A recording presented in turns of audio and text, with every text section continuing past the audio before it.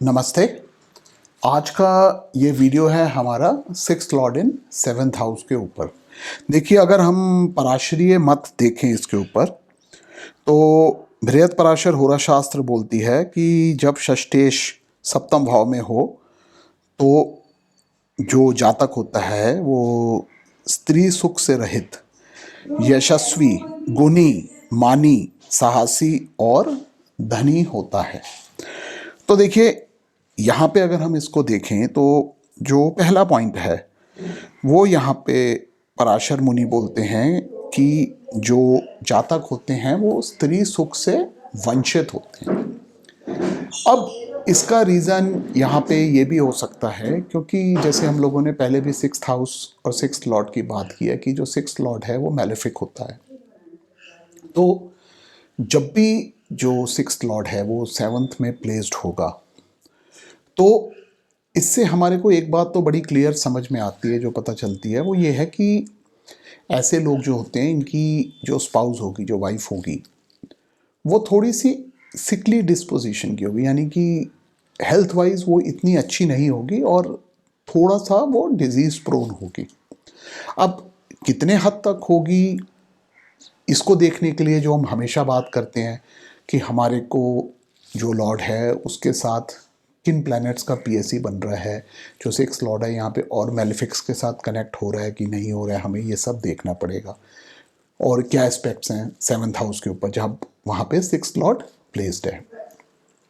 इसके अलावा हमारे को सेवन्थ लॉर्ड की कंडीशन भी देखनी पड़ेगी और वीनस की कंडीशन भी देखनी पड़ेगी। उसके बाद ही हम इस रिजल्ट के ऊपर डिटेल में आ सकते हैं।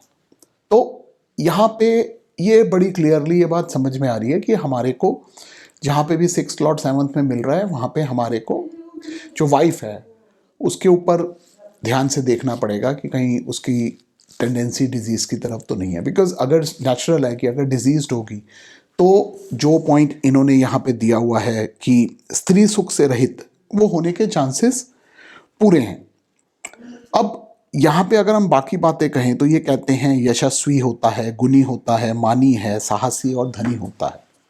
अब देखिए, उन चीज़ों की वजह क्या है। अगर हम सेवन्थ हाउस की सिग्निफिकेशंस देखें तो जो सेवन्थ हाउस है वो हमारे पब्लिक अपीयरेंस को रिप्रेजेंट करता है कि हम पब्लिक में कैसे आते हैं।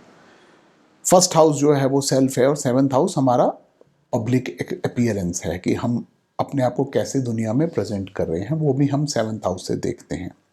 सेवन्थ हाउस जो है वो 10th से 10th है, तो पद प्राप्ति को भी रिप्रेजेंट करता है।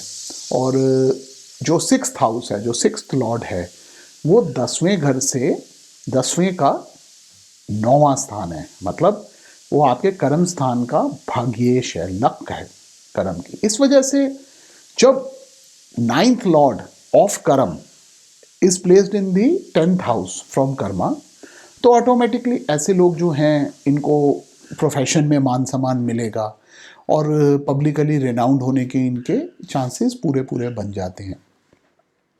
एक और चीज़ है, जो सिक्स्थ लॉर्ड है वो एक उपचय स्थान का मालिक भी है। बिकॉज हम सिक्स्थ हाउस को जो है वो एक अर्थ त्रिकोण है और 3 6 11 जो हम 3 6 10 11 जो हम हाउस ऑफ ग्रोथ देखते हैं उनमें भी आता है। तो उस वजह से भी जब सिक्स्थ लॉर्ड सेवन्थ में प्लेस्ड होगा तो ऐसे लोगों को प्रोफेशनली ये काफ़ी अच्छे रिजल्ट देगा। तो ये भी चीज़ यहाँ से बड़ी क्लियरली नज़र आती है।